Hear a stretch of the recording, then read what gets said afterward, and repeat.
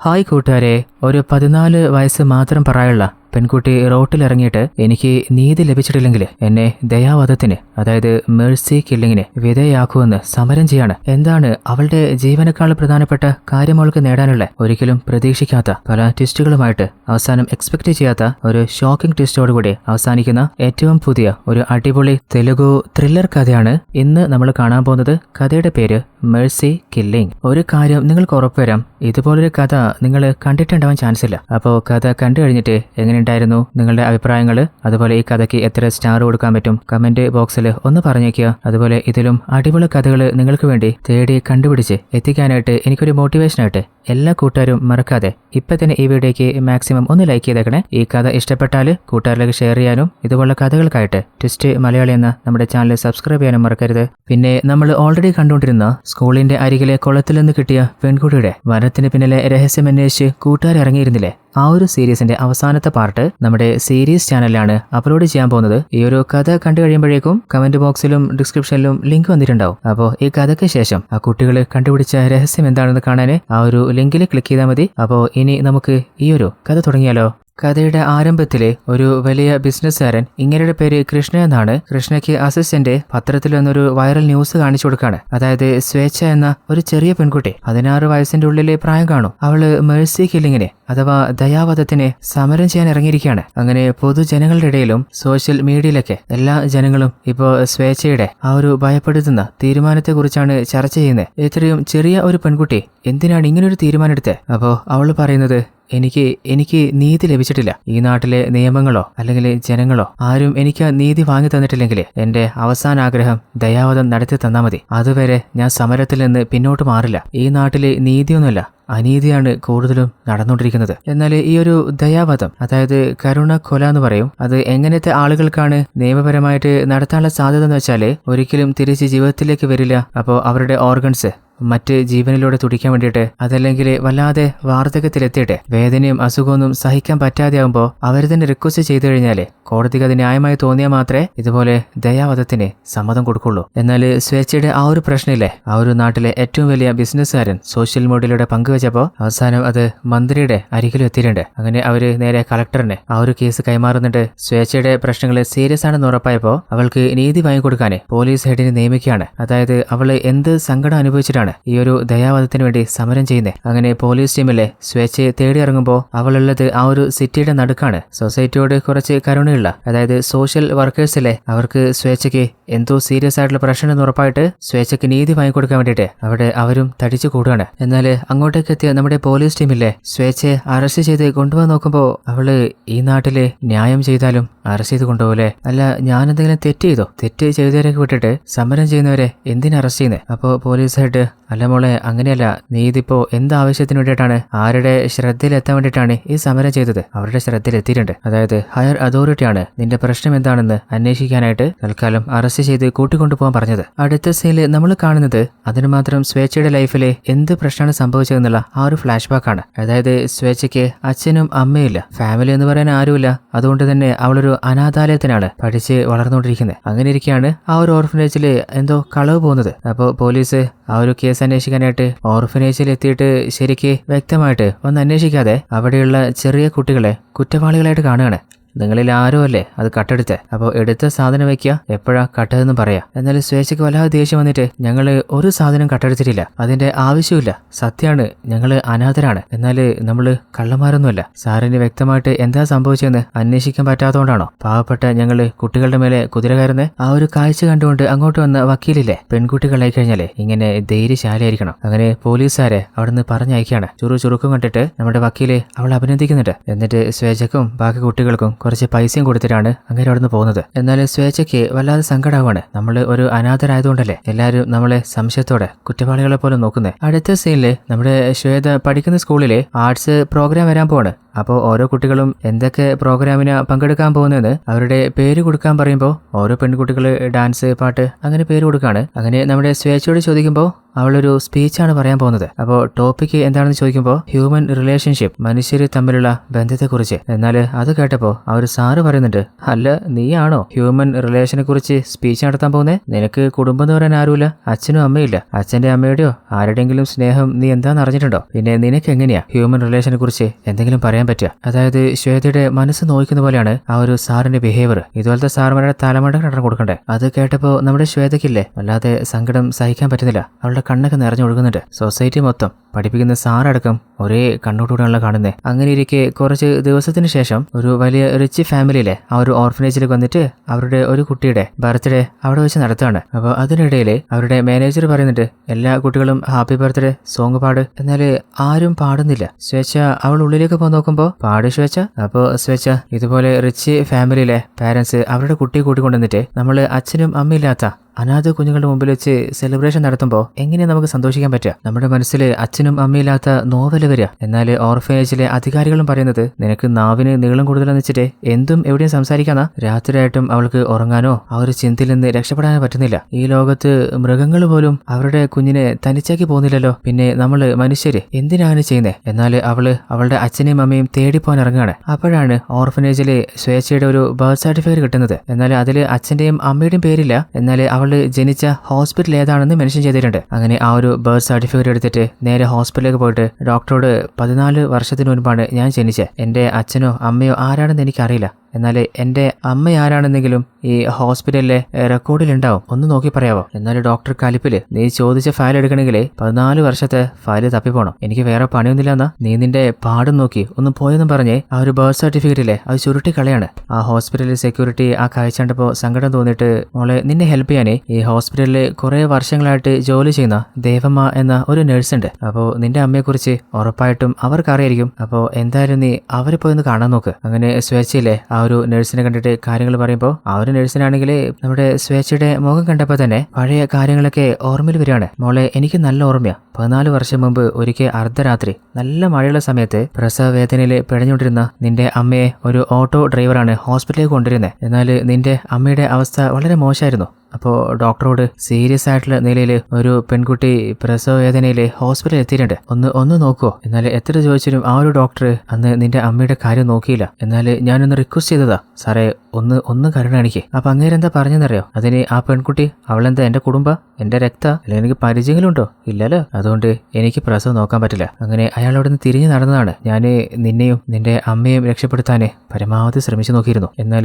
മോളെ എനിക്ക് നിന്നെ മാത്രമേ അന്ന് രക്ഷപ്പെടുത്താൻ പറ്റുള്ളൂ, അമ്മയെ എനിക്ക് രക്ഷപ്പെടുത്താൻ പറ്റിയില്ല. അപ്പോൾ സ്വേച്ഛ, അല്ല എൻ്റെ അമ്മ ആരാണെന്നോ എവിടെയായിരുന്നോ എന്തെങ്കിലും അറിയോ? നിന്റെ അമ്മയെക്കുറിച്ച് എനിക്കൊന്നും അറിയില്ല മോളെ. എന്നാൽ അമ്മയെ ഹോസ്പിറ്റലിൽ അഡ്മിറ്റ് ചെയ്ത ആ ഒരു ഓട്ടോക്കാരനില്ലേ, അയാളെക്കുറിച്ച് എനിക്കറിയാം. അയാളുടെ പേര് രാമലു എന്നാണ്. മോളെ നിനക്ക് പറ്റുകയാണെങ്കിൽ രാമലുവിനെ കുറിച്ചൊന്ന് അന്വേഷിച്ച് നോക്ക്. അങ്ങനെ സ്വേച്ഛയില്ലേ ആ നാട്ടിലെ എല്ലാ ഓട്ടോ ഡ്രൈവേഴ്സിനോടും രാമലു എന്നൊരു ഓട്ടോ ഡ്രൈവർ ഉണ്ടായിരുന്നോ അങ്ങനെയുടെ ഡീറ്റെയിൽസ് അന്വേഷിച്ച് നോക്കുകയാണ്. എന്നാൽ പലരോട് ചോദിച്ചിട്ടും രാമലുവിനെ പലർക്കും അറിയില്ല. അപ്പോഴാണ് ഒരു ഓട്ടോ ഡ്രൈവർ വന്നിട്ട്, മോളെ നിനക്ക് രാമലുവിനെ കാണണ്ടേ, അയാളുടെ അടുത്തേക്ക് ഞാൻ കൊണ്ടുപോവാം. അങ്ങനെ അവളെ കൂട്ടിക്കൊണ്ടുവന്ന് നോക്കുമ്പോൾ അവിടെ ഒരു കട അടുത്തുനിന്ന് ചേച്ചി വന്നിട്ട്, നിനക്ക് രാമലുവിനെ അറിയാടാ, വെറുതെ ആ കുട്ടിനെ പറഞ്ഞു പറ്റിക്കുക. അതായത് ആ ഡ്രൈവറെ കുറിച്ച് ചേച്ചിക്ക് നല്ലോണം അറിയാം. അവന്നോണ പറഞ്ഞിട്ട് സ്വേച്ഛയെ തട്ടിക്കൊണ്ട് പോകാനുള്ള പ്ലാനായിരുന്നു. അങ്ങനെ ആ ഒരു ചേച്ചിയില്ലേ, മോളെ നീ ചോദിച്ച രാമലു, അയാളുടെ വീട് എനിക്കറിയാം. അങ്ങനെ ആ വീട്ടിലേക്ക് അവളെ കൊണ്ടേയാക്കാണ്. അങ്ങനെ ഈ വീട്ടിൽ രാമലുണ്ടെന്ന് ചോദിക്കുമ്പോൾ അയാളുടെ ഭാര്യയാണെങ്കിൽ വല്ലാണ്ട് ദേഷ്യപ്പെടുകയാണ്. ദിവസവും പല പെണ്ണുങ്ങളും പല കടക്കാരും ഈ വീട്ടിൽ കയറി ഇറങ്ങിയിട്ട് മനുഷ്യന് സമാധാനമില്ല. ഇനിയിപ്പോ നിനക്കെന്താ വേണ്ടേ?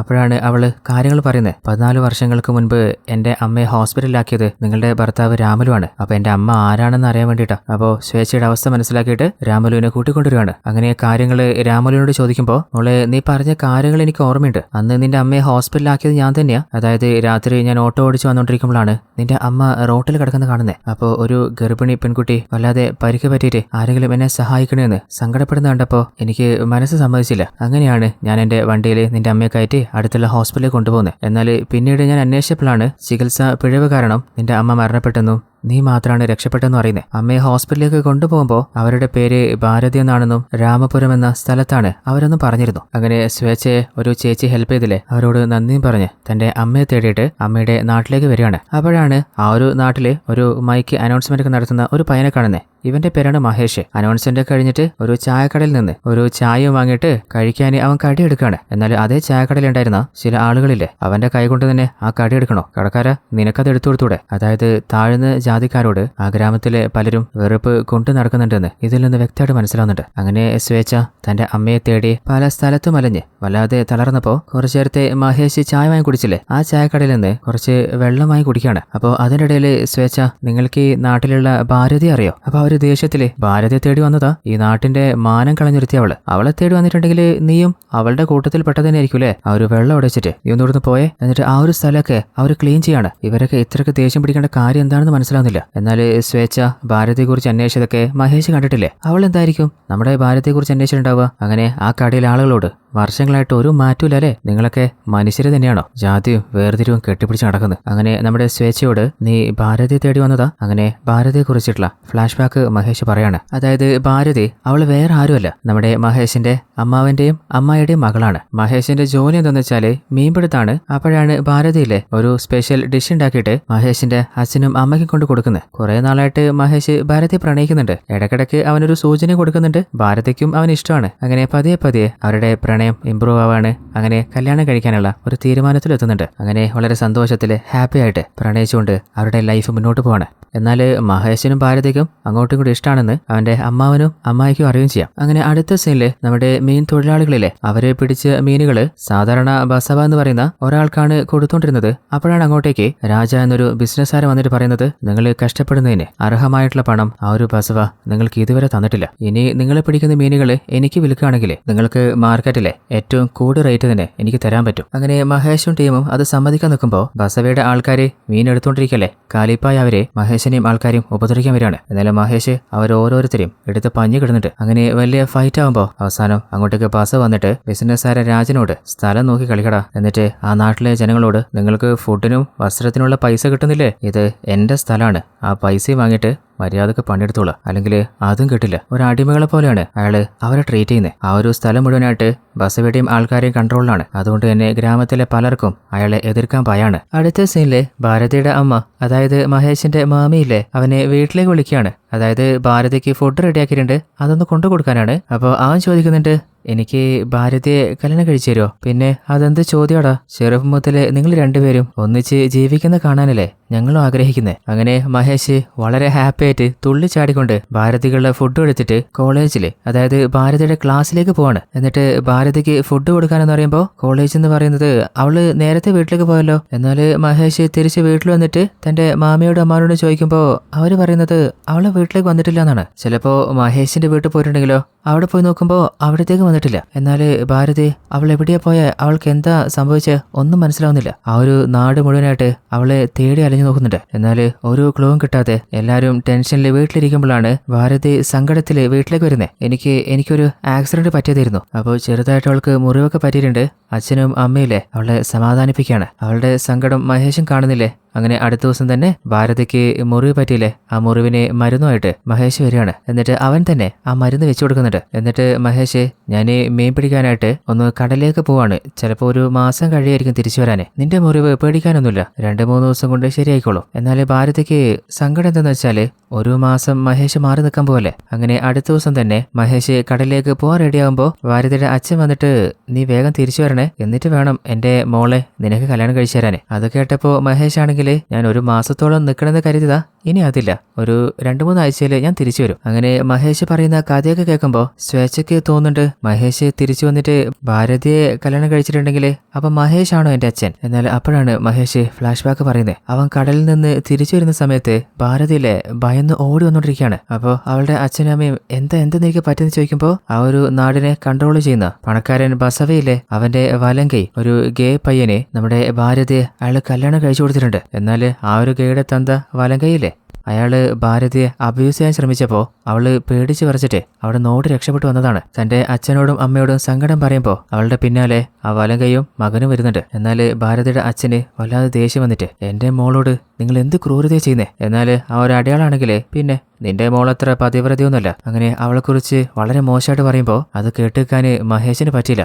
എല്ലാത്തിനും എടുത്ത് പഞ്ചറാക്കുന്നുണ്ട്. അപ്പോഴാണ് അങ്ങോട്ട് വന്ന ബസവ പറയുന്നേ, എന്താണ് അവിടെ പ്രശ്നം? ഭാരതിയെ അവളുടെ കെട്ടോനല്ലേ കൂട്ടാൻ വന്നേ, അതിന്റെ ഇടയിൽ ഒരുത്തിനും ഒരു പ്രശ്നത്തിനും നിൽക്കാൻ നിൽക്കണ്ട. അപ്പോഴാണ് നമ്മുടെ മഹേഷ് പോലും അറിയുന്നത് ഭാരതിയുടെ അച്ഛനും അമ്മയും ചേർന്നിട്ട് തന്നെയാണ് ബസവയുടെ അടയാളന്റെ മകനെ നമ്മുടെ ഭാരതിയെ കല്യാണം കഴിച്ചു കൊടുത്തത്. അതറിഞ്ഞപ്പോ മഹേഷിന് സങ്കടം സഹിക്കാൻ പറ്റിയില്ല. തന്നെ പറഞ്ഞ് വഞ്ചിച്ചതിന് തുല്യല്ലേ. പിന്നീട് സങ്കടം മറക്കാനായിട്ട് അവൻ മദ്യത്തില് ഡിപ്പെൻഡ് ആവുകയാണ്. അവന്റെ ലൈഫ് തകർത്തോണ്ടിരിക്കുമ്പോ മാമനും മാമിയില്ലേ അവന് ഫുഡ് കൊണ്ടുവന്ന് കൊടുക്കാണ്. എന്നാല് മഹേഷ് നല്ല ദേഷ്യത്തിലല്ലേ, എനിക്ക് ആരുടെയും ഒരു ഫുഡും വേണ്ട. എന്നാല് മാമനും മാമിയും പറയുന്നത്, എടാ നമ്മുടെ സിറ്റുവേഷൻ അങ്ങനെയായിരുന്നു, വേറെ നിവൃത്തി ഉണ്ടായില്ല. എന്നാല് അവളെ എന്തുകൊണ്ടാണ് കല്യാണം കഴിപ്പിച്ച് കൊടുത്തതെന്നുള്ള ആ റിയൽ റീസൺ മാത്രം എന്താണെന്ന് മനസ്സിലാവുന്നില്ല. അങ്ങനെ ഇരിക്കുകയാണ് ആ ജനങ്ങൾ മുഴുവനായിട്ട് ടിവിയിൽ ഒരു വാർത്ത കാണുന്നേ. അതായത് ഭാരതി അവളൊരു മോശപ്പെട്ട പെൺകുട്ടിയാണ്, അവളൊരു കോൾ കേളാണ്, അതുകൊണ്ട് ഭാരതിയെ പോലീസ് അറസ്റ്റ് ചെയ്തതായിട്ടാണ് ആ ഒരു ന്യൂസിൽ പറയുന്നത്. അത് ഭാരതിയുടെ അച്ഛനും അമ്മയും ആ നാട്ടിലെ എല്ലാ ആളുകളും കണ്ടിട്ടില്ലേ, നമ്മുടെ നാട്ടിന്റെ മാനം തന്നെ ആ ഭാരതി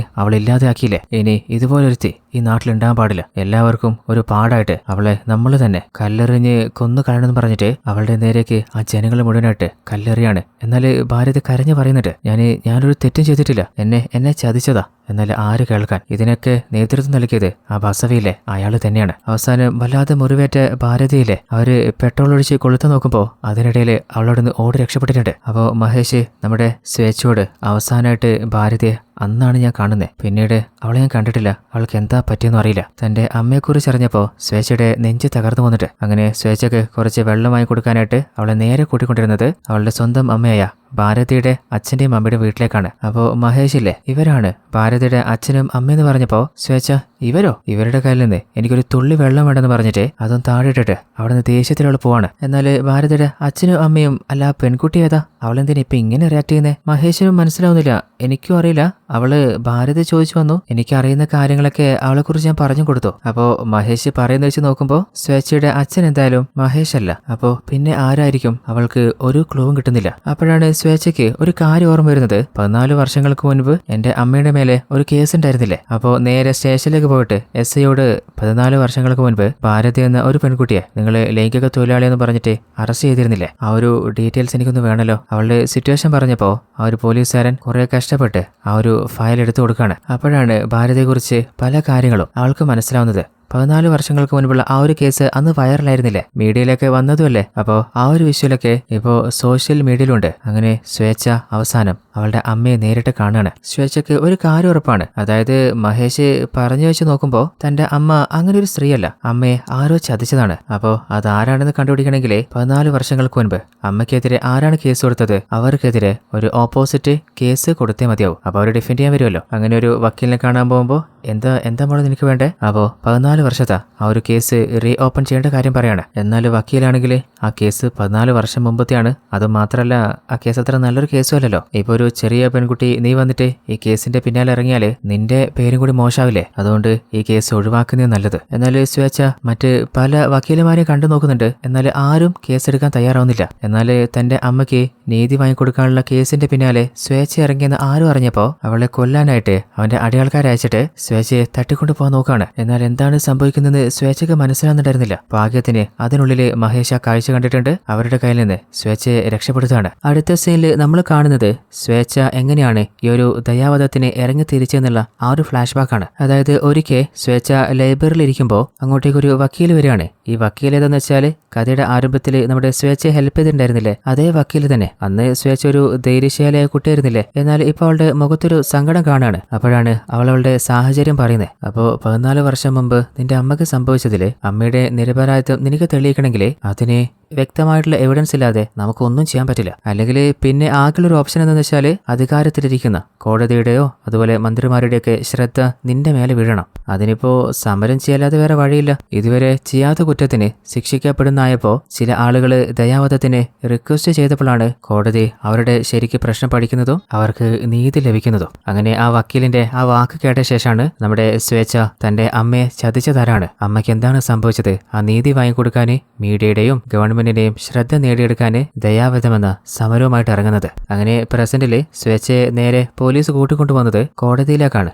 ജഡ്ജ്, അല്ല മോളെ, എന്താ നിന്റെ പ്രശ്നം, എന്തിനാ ദയാവധത്തിന് സമരം നടത്തുന്നേ? 14 വർഷങ്ങൾക്ക് മുൻപ് എന്റെ അമ്മയുടെ പേരിൽ ഒരു കേസ് രജിസ്റ്റർ ചെയ്തിട്ടുണ്ടായിരുന്നു. അതായത് അമ്മ ഒരു ലൈംഗിക തൊഴിലാളി എന്ന് പറഞ്ഞിട്ട്. ആ ഒരു കേസിനെ കുറിച്ച് ഒന്നുകൂടി കോടതി അന്വേഷിക്കണം, അതിൽ സംബന്ധിച്ചിട്ടുള്ള എല്ലാ ആളുകളെയും വീണ്ടും ചോദ്യം ചെയ്യണം. അങ്ങനെ കോടതിയും സ്വേച്ഛയുടെ സങ്കടത്തിന് കൂടെ നിൽക്കുകയാണ്. അവളുടെ അമ്മ ഭാരതിയുടെ കേസുമായിട്ട് ബന്ധപ്പെട്ട എല്ലാ ആളുകളെയും കോടതിയിൽ കൊണ്ടുവരുന്നുണ്ട്. എന്നാൽ ആ ഒരു കേസിൽ ബന്ധപ്പെട്ടതാണ് ബസവയും ബസവയുടെ കയ്യാളിലെ അവനും അവന്റെ ആ ഒരു പയ്യനും. എന്നാൽ നിയമത്തോട് അവർക്ക് കയ്യൊക്കെ കാണിച്ച് പിടിച്ചേക്കാൻ പറ്റില്ലല്ലോ. അങ്ങനെ പോലീസ് അവരെ എല്ലാത്തിനെയും പിടിച്ചു വലിച്ച് കോടതിയിലേക്ക് കൊണ്ടുവരുന്നുണ്ട്. അപ്പോഴാണ് എന്താണ് ശരിക്ക് ഭാരതിക്ക് സംഭവിച്ചത് ആ ഒരു ഫ്ലാഷ് ബാക്ക് നമ്മൾ കാണുന്നത്. അതായത് ഭാരതി മഹേഷ് കല്യാണം കഴിക്കാന്ന വാക്കും കൊടുത്തിട്ട് 2 ആഴ്ചത്തേക്ക് കടലിലേക്ക് പോയതല്ലേ. ആ സമയത്തും ഭാരതി അവൾ പഠിക്കാൻ പോകുന്നുണ്ടായിരുന്നില്ലേ. എന്നാൽ ക്രൂക്കട് മാരീഡ് ആയിട്ടുള്ള ബസവ പറഞ്ഞത്, അല്ല ഈ പെൺകുട്ടീനെയൊക്കെ പഠിക്കാനൊക്കെ ആവശ്യം എന്താ, വല്ല ജോലിക്ക് അയച്ചാ പോരെ. എന്നാൽ അത് ഭാരതിക്ക് തീരെ ദഹിച്ചില്ല. അല്ല, നിങ്ങളെപ്പോലുള്ള ആളുകൾ മാത്രം അന്തസ്സോടെ ജീവിച്ചാൽ മതിയോ? നമ്മൾ പാവപ്പെട്ട ആളുകൾ കൂടി സമൂഹത്തിൽ ഉയർന്നു വരണ്ടേ? അതിന് ആകെ നമുക്ക് ഒരു പോം വഴിയുള്ളൂ, അത് വിദ്യാഭ്യാസമാണ്. അത് ഏത് വിധേനയും ഞാൻ നേടിയെടുക്കും. എന്നാൽ ബസവ എതിർത്ത് സംസാരിച്ചത് അങ്ങർക്ക് വല്ലാതെ കൊണ്ടിട്ടുണ്ട്. അതിനുശേഷം പലപ്പോഴും ഒരു പയ്യൻ, ഇവന്റെ പേര് അജിത്ത് എന്നാണ്, അതായത് ബസവയുടെ മകൻ, അവനില്ലേ ഭാരതിയുടെ പിന്നാലെ നടക്കാറുണ്ടായിരുന്നു. എന്നാൽ വേറൊരു ബുദ്ധിമുട്ടുകൾ ഉണ്ടാക്കിയിട്ടില്ല. അങ്ങനെ ഒരിക്കൽ മഴയത്ത് കോളേജിലേക്ക് പോകുമ്പോൾ ഭാരതി ആ മഴയത്ത് നടന്നിരുന്ന് കണ്ടപ്പോൾ, ഞാൻ നിങ്ങളെ വീട്ടിൽ ഡ്രോപ്പ് ചെയ്യാം, അത് സാരമില്ല, ഇതൊക്കെ എനിക്ക് ശീലം, ഞാൻ നടന്നു പോയിക്കോളാം, എന്തായാലും ഞാൻ ആ ഭാഗത്തേക്കല്ലേ, ഞാൻ ഡ്രോപ്പ് ചെയ്യാന്ന്, വെറുതെ നനയണ്ട. അങ്ങനെ അവസാനം അവന് വിശ്വസിച്ചിട്ട് ആ ഒരു കാറില് ഭാരതി കയറിയതാണ്. എന്നാൽ ഭാരതിയെ അജിത്ത് നേരെ കൂട്ടിക്കൊണ്ടുപോയത് അവന്റെ പ്രൈവറ്റ് റിസോർട്ടിലേക്കാണ്. അവിടെ വെച്ച് ക്രൂരമായിട്ട് അവളെ അബ്യൂസ് ചെയ്തിട്ട് ആ രഹസ്യം ഒരിക്കലും ആരോടും പുറത്തു പറയാതിരിക്കാന്, അവളെ ഭീഷണിപ്പെടുത്താന് ആ ഒരു വിഷ്വൽസ് വീഡിയോ ആയിട്ട് ഫോണിൽ എടുത്തു വെക്കുകയും ചെയ്തതാണ്. എന്നാൽ ആ സംഭവം ഒന്നും അറിയാതെ ഒരിക്കൽ പ്രൈവറ്റ് ഗസ്റ്റ് ഹൗസിലേക്ക് ബസ് വന്നപ്പോഴാണ് ഉള്ളില് ചില ശബ്ദം കേൾക്കുന്നത്. അപ്പോൾ തന്റെ അടയാളനോട്, എന്താടാ അവിടെ? എന്നാൽ ഒന്നുമില്ല എന്ന് പറഞ്ഞ് പതിയെ കൈ കഴുകാൻ നോക്കുമ്പോൾ ബസവക്ക് മനസ്സിലായിട്ടുണ്ട്, അതായത് തന്റെ മകൻ അജിത്ത് ഭാരതിയെ അങ്ങോട്ട് കൂട്ടിക്കൊണ്ടുവന്നിട്ടുണ്ട്. എന്നാൽ ബസവ എന്താ കരുതുന്നത്, ഭാരതിയാണ് തന്റെ മകനെ വളച്ചെടുത്തെന്നാണ്. എന്നാൽ പിന്നീടാണ് ബസവ തന്റെ മകൻ എടുത്തു വെച്ച ആ വീഡിയോ കാണുന്നത്. അപ്പോൾ മനസ്സിലായിട്ടുണ്ട് തന്റെ മകനാണ് അവളെ ഫോഴ്സ് ചെയ്ത് അബ്യൂസ് ചെയ്തതെന്ന്. എന്നാൽ സത്യം മനസ്സിലായിട്ടും തന്റെ മകന്റെ ഇമേജ് മോശപ്പെടാതിരിക്കാനായിട്ട് എല്ലാ തെറ്റും ഭാരതിയാണ് ചെയ്തതെന്ന് അവളെ കുറ്റക്കാരിയായി കാണിച്ചിട്ട് ബസവയുടെ അടയാളനില്ലേ അവന്റെ മകനെ കൂട്ടിക്കൊണ്ടുപോയിട്ട് ഭാരതിയും ഈ ഒരു പയ്യനും റിലേഷനിലാണ്. ആ ഒരു കാഴ്ച ഞാൻ നേരിട്ട് കണ്ടിട്ടുണ്ടായിരുന്നൊക്കെ അവളുടെ അച്ഛന്റെയും അമ്മയുടെയും മുമ്പിൽ വെച്ച് പറഞ്ഞ് ഭാരതിയെ അപമാനിക്കുകയാണ്. ഇനിയിപ്പോൾ ഞാൻ പറഞ്ഞ പോലെ അവനെ കൊണ്ട് ഈ ഭാരതിയെ കല്യാണം കഴിപ്പിച്ചു കൊടുത്തിട്ടില്ലെങ്കിൽ അവരുടെ വീഡിയോ എൻ്റെ കയ്യിലുണ്ട്, അത് ഞാൻ എല്ലാ ജനങ്ങൾക്കും മീഡിയയിലൊക്കെ അങ്ങ് പബ്ലിഷ് ചെയ്യും. എന്നാൽ വേറെ നിവൃത്തിയില്ലാതാണ് ഭാരതിയുടെ അച്ഛനും അമ്മയും അവളുടെ കല്യാണം നടത്തി കൊടുത്തത്. എന്നാൽ ഭാരതി തനിക്ക് സംഭവിച്ച കാര്യങ്ങൾ ഒരിക്കലും മറക്കാനോ പൊറുക്കാനോ റെഡിയായിരുന്നില്ല. അങ്ങനെ അവള് ഒരു പോലീസുകാരന്റെ ഹെൽപ്പോടുകൂടി അവളുടെ അനീതി പുറത്ത് കൊണ്ടുവരാൻ ശ്രമിച്ചപ്പോൾ ആ ഒരു കാര്യം ബസവ അറിഞ്ഞിട്ടുണ്ട്. അപ്പോൾ ഇങ്ങനെ ഭാരതി വിട്ടാല് അവള് തന്റെ മകന്റെ സമാധാനങ്ങളെന്ന് ഉറപ്പായപ്പോൾ ഭാരതി അവളൊരു മോശപ്പെട്ട പെൺകുട്ടിയാണെന്ന് ഒരു ഫേക്ക് അലിഗേഷൻ ഉണ്ടാക്കിയിട്ട് പോലീസിനെ കൊണ്ട് അവളെ പിടിപ്പിച്ച് ആ ഒരു വിഷ്വൽസ് മീഡിയയിലൂടെ ജനങ്ങളിലേക്ക് ബസവയാണ് സ്പ്രെഡ് ചെയ്തത്. അങ്ങനെ തന്റെ അമ്മയ്ക്ക് സംഭവിച്ച കാര്യങ്ങൾ സ്വേച്ഛ അറിഞ്ഞപ്പോൾ അവൾക്ക് സഹിക്കാൻ പറ്റിയില്ല. ആ കോടതിയിൽ വെച്ച് തന്നെ അവള് ബസവയുടെ മുഖത്തടിക്കുന്നുണ്ട്. മനുഷ്യത്തുള്ള ഏതെങ്കിലും ഒരാൾ ഇത്രയും ക്രൂരത ഒരാളോട് ചെയ്യോ? അങ്ങനെ അവസാനം ഭാരതിയും അവന്റെ അടയാൾക്കാരും ചെയ്ത എല്ലാ കുറ്റവും കോടതി കണ്ടെത്തിയിട്ടുണ്ട്. അങ്ങനെ ശിക്ഷ ചെയ്തവര് ശിക്ഷിക്കപ്പെടുകയാണ്. എന്നാൽ സ്വേച്ഛയുടെ ആവശ്യം 2 കാര്യങ്ങളാണ്. ഒന്ന്, അമ്മയുടെ മേലുള്ള നിരപരാധിത്വം തെളിയിക്കുക, അതുപോലെ തന്റെ അച്ഛൻ ആരാണെന്ന് കണ്ടുപിടിക്കുക. അപ്പോൾ കോടതി ഒരു തീരുമാനത്തിലെത്താണ്, അവളുടെ അച്ഛൻ ആരാണെന്ന് കണ്ടെത്തണമെങ്കിൽ നമ്മുടെ സ്വേച്ഛയുടെ DNA വെച്ച് ഇപ്പോൾ നിലവിലെ കുറ്റവാളികളായിട്ടുള്ള അവരുടെ ഓരോരുത്തരുടെയും DNA മാച്ച് ചെയ്ത് നോക്കുക. അപ്പോൾ ശരിക്ക് സ്വേച്ഛയുടെ അച്ഛൻ ആരാണെന്ന് കൺഫേം ചെയ്യാൻ പറ്റും. അപ്പോൾ ആ ഒരു കോടതിയിൽ കേസ് കണ്ട എല്ലാ ആളുകളും ഇല്ലേ നമ്മുടെ സ്വേച്ഛയെ അഭിനന്ദിക്കുകയാണ്. കാരണം നിന്നെപ്പോലെ ഒരു പെൺകുട്ടിയാണ് നമ്മുടെ നാടിനാവശ്യം. ഇതുപോലെ ധൈര്യമായിട്ട് മുന്നോട്ട് വന്നാലേ ഗവൺമെന്റ് കണ്ണു തുറക്കുള്ളൂ. അങ്ങനെ അവൾ പുറത്തിറങ്ങുമ്പോൾ മീഡിയാസ് അവളോട് ചോദിക്കുന്നത്, അല്ല നിങ്ങളിപ്പോൾ ഈ കേസ് തെളിയിച്ചുകൊണ്ട് എന്ത് നേടിയെന്ന കരുതുന്നേ? നിങ്ങളുടെ അമ്മ ആരാണെന്ന് കണ്ടുപിടിക്കാൻ ശ്രമിച്ചപ്പോൾ അവസാനം അമ്മയുടെ ചരിത്രം പുറത്തു വന്നില്ലേ? നിന്റെ അമ്മയെക്കുറിച്ച് സൊസൈറ്റി മോശമായിട്ട് സംസാരിക്കുന്നുണ്ട് തന്നെ, അതേപോലെ ഇനി നിന്നെക്കുറിച്ചും മോശമായിട്ട് സംസാരിക്കില്ലേ? എന്നാൽ ആ ഒരു ന്യൂസില്ലേ, കഥയുടെ ആരംഭത്തിൽ നമ്മൾ കണ്ട ആ ഒരു ബിസിനസ്സുകാരൻ കൃഷ്ണ അങ്ങേര് കാണുകയാണ്. ഓൾറെഡി ആ ഒരു കേസ് ജനങ്ങളിലേക്ക് എത്താൻ കൃഷ്ണ തന്നെയാണ് മുൻകൈ എടുത്തതും നമ്മുടെ മന്ത്രിയോട് റിക്വസ്റ്റ് ചെയ്യുന്നതും. അതുപോലെ വീണ്ടും കൃഷ്ണ ജനങ്ങളുടെ മുമ്പിലേക്ക് അവളുടെ സിറ്റുവേഷൻ എത്തിക്കുകയാണ്. അപ്പോൾ പല ആളുകളും അവളെ ഹെൽപ്പ് ചെയ്യാനും അവൾക്ക് പഠനത്തിൽ സഹായിക്കാനും അവൾക്ക് ഡ്രസ്സ് അതുപോലെ സ്റ്റേ ചെയ്യാനൊരു സ്ഥലം കൊടുക്കാന്നൊക്കെ പല ഓപ്ഷൻസും പറയുമ്പോൾ നമ്മുടെ കൃഷ്ണ പറയുന്നത് അതൊന്നും അവളെ ഇപ്പൊ ഹെൽപ്പ് ചെയ്യില്ല. അവൾക്ക് സംഭവിച്ച പാസ്റ്റ് മറക്കാന് ഇനി മുന്നോട്ട് അവളെ അത് എഫക്ട് ചെയ്യാതിരിക്കാന് എന്തെങ്കിലും ഒരു സഹായം നമ്മൾ ചെയ്തേ മതിയാവും. എന്നാൽ അപ്പോഴാണ് ഏതോ ഒരു ടീമിലെ വീണ്ടും ശ്വേതയെ കൊല്ലാനായിട്ട് അവളുടെ പിന്നാലെ പാഞ്ഞു വരുന്നത്. എന്നാൽ ആ ഒരു കാഴ്ചയും നമ്മുടെ മഹേഷ് കണ്ടിട്ടുണ്ട്. അങ്ങനെ എങ്ങനെയൊക്കെയോ ശ്വേതയെ അവരുടെ മുമ്പിൽപ്പെടുത്താതെ രക്ഷപ്പെടുത്തി കൊണ്ടുപോവാണ്. എന്നാൽ പലപ്പോഴായിട്ട് ഏതോ ഒരു ടീം നമ്മുടെ സ്വേച്ഛയെ കൊലപ്പെടുത്താൻ ശ്രമിച്ചിരുന്നില്ലേ? നമ്മളെന്താ കരുതിയേ അത് ബസവയുടെ ടീമായിരിക്കുന്നില്ലേ? കാരണം സ്വേച്ഛ ജീവനോട് ഇരുന്നു കഴിഞ്ഞാൽ ആ കേസിന്റെ പിന്നാലെ വന്നാൽ അവസാനം ബസവയിലെ പിടിക്കപ്പെടുക. എന്നാൽ ബസവ അറസ്റ്റിലായിട്ടും ഇപ്പോഴും അവളെ കൊല്ലാനായിട്ട് പല ആളുകളും പിന്തുടർന്ന് വരുന്നുണ്ടെങ്കിൽ അവളുടെ പിന്നാലെ വേറെ ആരോ കൂടി ഉണ്ടെന്ന് നമ്മുടെ മഹേഷിന് ഉറപ്പാവാണ്. അടുത്ത സീനില് കുറച്ചു നേരത്തെ കൃഷ്ണ പറഞ്ഞതെന്താ, നമ്മുടെ സ്വേച്ഛയുടെ പാസ്റ്റ് മറക്കുന്ന പോലെ അവൾക്ക് ഫ്യൂച്ചറിലേക്ക് നല്ല ചിന്തകൾ മാത്രം ഉണ്ടാവാൻ ഒരു തീരുമാനം എടുക്കണമെന്നല്ലേ? അങ്ങനെ മീഡിയ വിളിപ്പിച്ചിട്ട് അങ്ങേര് പറയുന്നത് നമ്മൾ സ്വേച്ഛയ്ക്ക് എന്ത് ചെയ്തു കൊടുത്താലും അത് അവൾക്ക് സമാധാനത്തോടുള്ള നല്ലൊരു ജീവിതം കൊടുത്ത പോലെ ആവില്ല. അതുകൊണ്ട് ഞാനൊരു കാര്യം തീരുമാനിച്ചിട്ടുണ്ട്. സ്വേച്ഛയെ എന്റെ മകളായിട്ട് ലീഗലി ദത്തെടുക്കാൻ പോവാണ്. എന്നാൽ അങ്ങേരുടെ തീരുമാനം കേട്ടപ്പോൾ എല്ലാ ആളുകളും ഷോക്കായിട്ട് അതിനെതിർക്കാണ്. കാരണം ജനങ്ങളുടെ മുമ്പിൽ നല്ലൊരു മതിപ്പുള്ള ഒരു പണക്കാരൻ സ്വേച്ഛയെ ദത്തെടുത്തു കഴിഞ്ഞാൽ പിന്നെ അങ്ങേരുടെ ഇമേജിനെ അത് ബാധിക്കില്ലേ? എന്നാൽ ആരൊക്കെ എന്ത് പറഞ്ഞിട്ടും നമ്മുടെ കൃഷ്ണ എടുത്ത തീരുമാനത്തിൽ നിന്ന് പിന്നോട്ട് മാറുന്നേയില്ല. അടുത്ത ദിവസം തന്നെ എന്റെ മകളായിട്ട് സ്വേച്ഛയെ ഞാൻ ദത്തെടുക്കാൻ പോകണമെന്ന് അങ്ങനെ ഒരു കൺഫർമേഷൻ പറഞ്ഞിട്ട് അവിടുന്ന് പോവാണ്. അങ്ങനെ അടുത്ത ദിവസം തന്നെ സ്വേച്ഛയിലെ അവളുടെ കയ്യിൽ പുതിയ ഡ്രസ്സൊക്കെ വാങ്ങിയിട്ട് കൃഷ്ണയുടെ മകളാവാൻ റെഡിയായിട്ട് വരികയാണ്. അപ്പൊ കൃഷ്ണ മോള് ഒന്നുകൊണ്ട് ടെൻഷൻ അടിക്കണ്ട, കുറച്ച് നേരം കഴിഞ്ഞാല് ഒരു പൂജ നടക്കാനുണ്ട്. ആ പൂജ കഴിഞ്ഞാല് പിന്നെ ഒഫീഷ്യലായിട്ട് എന്റെ എല്ലാ സ്വത്തുക്കളുടെയും അവകാശമായിട്ട് മോളെ നീ മാറും. അപ്പോഴാണ് ശ്വേത ഒരു കാര്യം ചോദിക്കുന്നത്, അല്ല ഇനി പൂജ ചെയ്തിട്ടില്ലെങ്കിൽ ഞാൻ നിങ്ങളുടെ മകളാവില്ല, പൂജ ചെയ്താൽ മാത്രമേ ആവുള്ളൂ. അപ്പോൾ കൃഷ്ണയും അങ്ങനെയാണ് അതിന്റെ ചടങ്ങ്. പൂജ കഴിഞ്ഞ് അഡോപ്റ്റിങ്ങിന്റെ പ്രോസസ്സ് കഴിഞ്ഞാലാണ് ഒഫീഷ്യലി നീ എന്റെ മകളാവുക. എന്നാൽ അപ്പോഴാണ് ഒരു ഷോക്കിംഗ് ട്വിസ്റ്റ് സ്വേച്ഛ റിവീൽ ചെയ്യുന്നത്. എനിക്കറിയാം എന്റെ അച്ഛൻ ആരാണെന്ന്, അത് വേറെ ആരുമല്ല നിങ്ങൾ തന്നെയല്ലേ. അതായത് നമ്മുടെ ഓട്ടോ ഡ്രൈവർ രാമലുവിലെ ഗർഭിണിയായി പരിക്ക് പറ്റി റോഡിൽ കിടന്ന നമ്മുടെ ഭാര്യത്തെ രക്ഷപ്പെടുത്തിയിട്ട് ഹോസ്പിറ്റലിൽ എത്തിച്ചില്ലേ? അപ്പോൾ തന്റെ അമ്മയെ അന്വേഷിച്ചിട്ട് സ്വേച്ഛ രാമലുവിന്റെ അരികിലെത്തിയപ്പോൾ അങ്ങേരൊരു കാര്യം പറഞ്ഞിട്ടുണ്ടായിരുന്നു. അതായത് നിന്റെ അമ്മ ഭാരതയെ ഞാൻ കാണുമ്പോൾ ഏതോ ഒരാള് ഒരു കാറിൽ കൊണ്ടുവന്നിട്ട് അവരെ റോഡിലേക്ക് തള്ളിയിട്ടിട്ട് പോവായിരുന്നു. അപ്പോഴാണ് ഞാൻ ഓടി നിന്റെ അമ്മയുടെ അരികിലേക്ക് എത്തുന്നതും അതിന്റെ ഇടയിലെ ആ കാറിന്റെ നമ്പർ ഞാൻ കണ്ടിട്ടുണ്ടായിരുന്നു. അങ്ങനെ ആ ഒരു നമ്പർ സ്വേച്ഛയോട് അന്ന് തന്നെ രാമല് പറഞ്ഞിട്ടുണ്ടായിരുന്നു.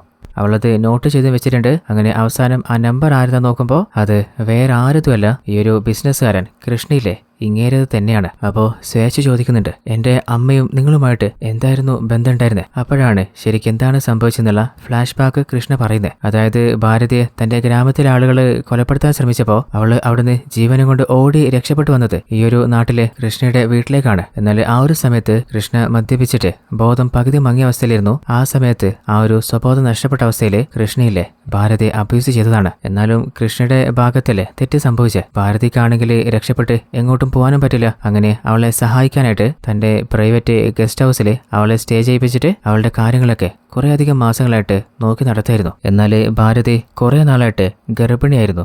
ആ ഒരു സത്യം അവൾ പറഞ്ഞിട്ടുണ്ടായിരുന്നില്ല. അവസാനം മാസം തികയാനാകുന്ന ആ ഒരു സമയത്താണ് അവൾ സത്യം പറയുന്നത്. എന്നാൽ കൃഷ്ണയ്ക്ക് ഇങ്ങനെയൊരു ബന്ധമുള്ള കാര്യം പുറത്ത് ആരും അറിയാൻ പാടില്ല എന്നുള്ള വാശിയുണ്ടായിരുന്നു. അവസാനം ഭാരതിയും കൃഷ്ണയായിട്ട് അങ്ങോട്ടും ഇങ്ങോട്ടും വാഗ്വാദമാണ്. അതിന്റെ ഇടയിൽ ഭാരതി ഉപദ്രവിക്കുകയാണ്. അതില് അവളെ താഴെ വീണിട്ട് അവളുടെ തല പൊട്ടുകയാണ്. അങ്ങനെ ഭാരതി മരണപ്പെട്ടെന്ന് സംശയം തോന്നിയിട്ട് കൃഷ്ണയുടെ ഡ്രൈവറോട് അവളുടെ ബോഡി എവിടെയെങ്കിലും കൊണ്ടുപോയിട്ട് ഡിസ്പോസ് ചെയ്തിട്ട് വരാൻ പറഞ്ഞതാണ്. ആ ഒരു ഡ്രൈവറാണെങ്കിൽ ഒരു ആക്സിഡന്റ് പോലെ ആളുകൾ തെറ്റിദ്ധരിക്കാൻ വേണ്ടിയിട്ട് വണ്ടിയിൽ നിന്ന് റോഡിലേക്ക് തട്ടിയിട്ടിട്ട് വന്നതാണ്. അതേ സമയത്താണ് നമ്മുടെ രാമലു ഓട്ടോ ഓടിച്ചു വരുന്നതും ആ കാഴ്ച കാണുന്നതും അവളെ രക്ഷപ്പെടുത്തി ഹോസ്പിറ്റലിലേക്ക് കൊണ്ടുപോകുന്നതും. എന്നാൽ അതിനിടയിലല്ലേ സ്വേച്ഛ തന്റെ അമ്മ ആരാണെന്ന് കണ്ടുപിടിക്കാൻ ഇറങ്ങുന്നതും അവസാനം ഭാരതിയാണെന്ന് സമൂഹം മൊത്തം അറിയുന്നതും. അപ്പോൾ കൃഷ്ണക്ക് ഭയമായിട്ടുണ്ട്. അതായത് അടുത്തതായിട്ട് അവളുടെ അച്ഛൻ ആരാണെന്നാണ് കണ്ടുപിടിക്കാൻ പോകുന്നത്. അപ്പോൾ ഇന്നല്ലെങ്കിൽ നാളെ അത് താനാണെന്ന് സമൂഹം മൊത്തം അറിയും. അപ്പോൾ ഒരിക്കലും അതറിയാതിരിക്കാനാണ് പലപ്പോഴായിട്ട് ചില റൗഡികള് സ്വേച്ഛയെ കൊല്ലാൻ ശ്രമിച്ചിരുന്നില്ലേ, അത് കൃഷ്ണ അയച്ചതാണ്. എന്നാൽ സ്വേച്ഛയില്ലേ അവൾക്ക് ഈ കാര്യങ്ങൾ നേരത്തെ അറിഞ്ഞിട്ടല്ലേ അങ്ങോട്ട് വന്നിട്ടില്ലേ. അപ്പോൾ ദേഷ്യത്തില് കൃഷ്ണ ഞാൻ നിന്നെ കൊല്ലാൻ പോവാണ്.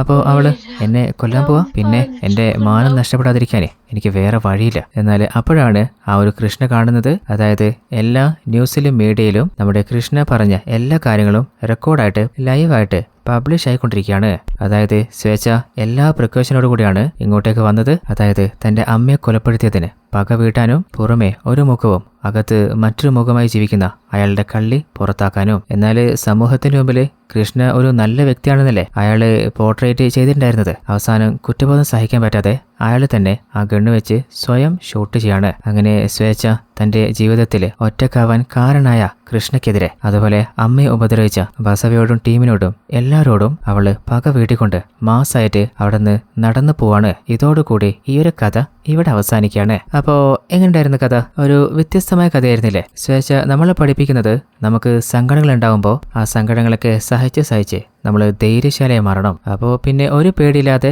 നമുക്ക് എന്തിനേയും ഫേസ് ചെയ്യാൻ പറ്റും. അപ്പോൾ അത്യാവശ്യം ടെസ്റ്റുള്ള ഈ കഥ ഇഷ്ടപ്പെട്ടാലേ എല്ലാ കൂട്ടുകാരും മറക്കാതെ ഈ വീഡിയോയ്ക്ക് ഒന്ന് ലൈക്ക് ചെയ്ത് സപ്പോർട്ട് ചെയ്യണേ. അപ്പോഴല്ലേ ഇതിലും അടിപൊളി കഥകൾ നിങ്ങൾക്ക് വേണ്ടി വേഗത്തിൽ എത്തിക്കാനേ എനിക്കൊരു എനർജി കിട്ടുള്ളൂ. ഇതുപോലുള്ള കഥകൾ ഇനിയും കാണാനായിട്ട് ട്വിസ്റ്റ് മലയാളി എന്ന നമ്മുടെ ചാനൽ സബ്സ്ക്രൈബ് ചെയ്യാൻ മറക്കരുത്. അപ്പോൾ മറ്റൊരു അടിപൊളി കഥയിൽ നമുക്ക് നാളെ കണ്ടുമുട്ടാം. അതുവരേക്കും ടാറ്റ ബൈ ബൈ.